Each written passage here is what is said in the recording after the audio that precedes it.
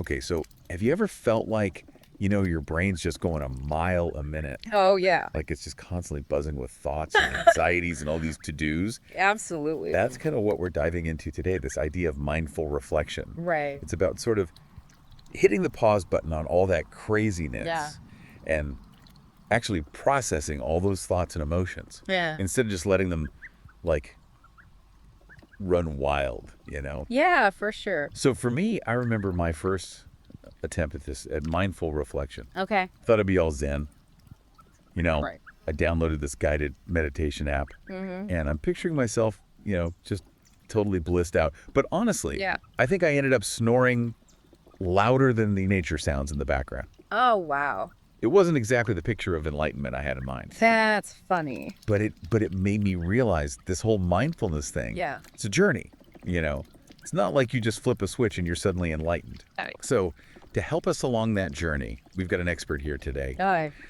So to kind of lay the groundwork, can you tell us, like, what exactly is mindful reflection? Sure. I think a lot of people think it's, just sitting there thinking about stuff. Yeah. But it's more than that. It's like taking a mental snapshot of what's happening inside you, your thoughts, your feelings, your sensations. Okay. But without any judgment. You're not trying to fix anything. You're just observing. So it's more about just, like, noticing what's there Exactly. rather than, like, judging ourselves for it. Right. Exactly. So, okay, I get the noticing part, but, like, WHY bother?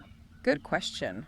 Our sources mention some pretty amazing benefits. Oh, yeah. Like less stress, better decisions, even stronger relationships. Like, it almost sounds too good to be true. It does. It kind of sounds like a magic pill, but Right. it's not magic. The science behind it is actually fascinating. Okay, so tell us about that.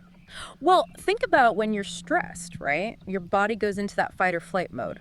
Right, yeah. Like you're about to face a saber-toothed tiger. Exactly. But these days, it's not usually a tiger, it's traffic or deadlines. Deadlines for sure. And our bodies are reacting the same way.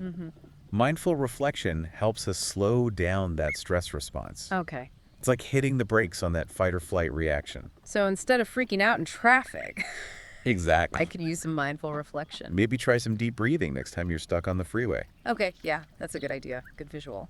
And it's not just about stress, it can also help us with decision making. Okay, how so? Think about a time you made a decision when you were really emotional. Oh, yeah.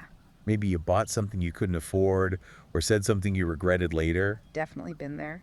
Mindful reflection helps us recognize those emotional triggers Okay. so we can pause, take a breath, and make choices that are in line with our values. So instead of making those impulse purchases, Exactly. I can actually think about it and make a better decision.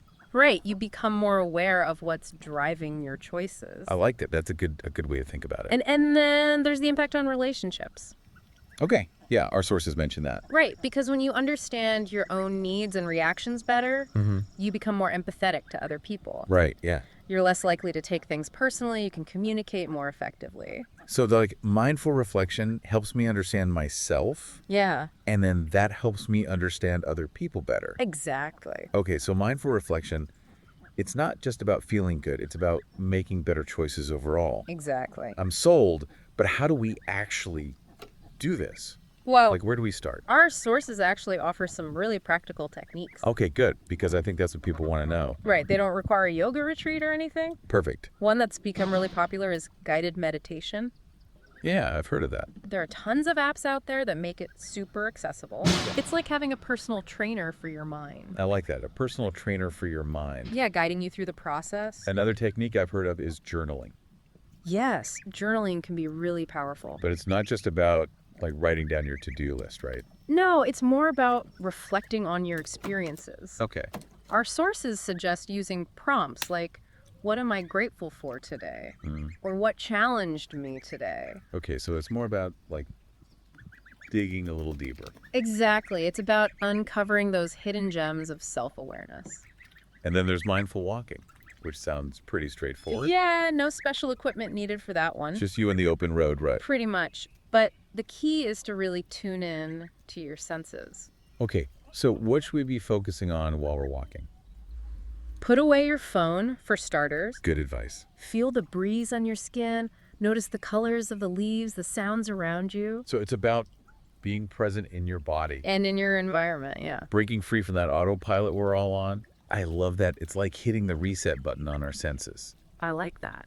So each technique has its own, like, unique benefits then. It seems like it. Like journaling helps us identify those negative thought patterns. Right, those ones that can really spiral. Yeah, exactly. And mindful walking is great for reducing stress and improving focus. Okay, so let's say I'm ready to try this. Great. What are some things to keep in mind? Well, our sources offer some great advice for setting yourself up for success. Okay, let's hear it. First, finding a quiet space. Okay, so I'm picturing a peaceful meadow, birds chirping. It could be that, but it doesn't have to be that elaborate. Right. It could be your car before work, a park bench during lunch, Oh, okay. even just 5 minutes in a quiet corner of your home. So the key is really just finding a space where you can disconnect. Yeah, disconnect from distractions and tune in to yourself. Makes sense. And speaking of keeping things manageable, the source also emphasizes starting small. Absolutely. You don't have to jump into an hour-long meditation session right away. Right, that would be a little overwhelming. 5 minutes a day is better than nothing. Okay, small steps. Consistency is key. It's like building a muscle. You wouldn't expect to run a marathon after one day of training. That's a good analogy. Start small, build the habit, and gradually increase the duration. Okay, I could do that, but there's one thing I'm still kind of struggling with. What's that? The whole non-judgment part. Oh, yeah. It's easy to slip into self-criticism, you know. It is. It takes practice, like anything else. Do you have any tips for that? Try this. Imagine your thoughts are like clouds passing by. Okay. You don't judge a cloud for being dark or fluffy, you just observe it. Right. Treat your thoughts and feelings the same way. So just notice them without getting caught up in the story. Exactly, just observe. That's a really helpful analogy. I like that. Good. And finally, our sources really stress the importance of consistency. It's really the key to making this a sustainable habit. So any suggestions for how to do that? Pick one technique that resonates with you and commit to practicing it daily for a week. Oh. Even 5 minutes a day can make a difference. Okay. Notice how you feel before and after your practice. Are you calmer, more focused, more aware? Track your progress. It's a good idea. Track your progress. It helps to see how far you've come. I'm definitely ready to give it a try. This has been really eye-opening. Glad to hear it. So to recap, mindful reflection, that might sound a bit, goo-woo at first, It does have that reputation. but it's actually a practical tool backed by science. Yes. And it has incredible benefits for our mental, emotional, and even physical well-being. Absolutely. We've covered the why, the how, and even some tips for success. I think we did a pretty good job. But before we wrap up, any final food for thought for our listeners? Sure, here's a challenge for everyone listening. Okay, I love a good challenge. Choose one everyday activity. Right. It could be your morning commute, washing the dishes, even waiting in line at the grocery store. Okay, something we do every day. Exactly, and practice mindful reflection during that activity. Okay. Pay attention to your senses, your thoughts, your feelings. Be present in that moment. Exactly. What do you notice? I love that it's a great reminder that mindfulness isn't just for, like, meditation cushions. Right. It's for life. It can be a part of everything we do. So this was just a taste of the world of mindful reflection. There's so much more to explore. So much more. So to everyone listening, enjoy the journey. Yeah, enjoy it. And we'll see you on our next deep dive. See you then.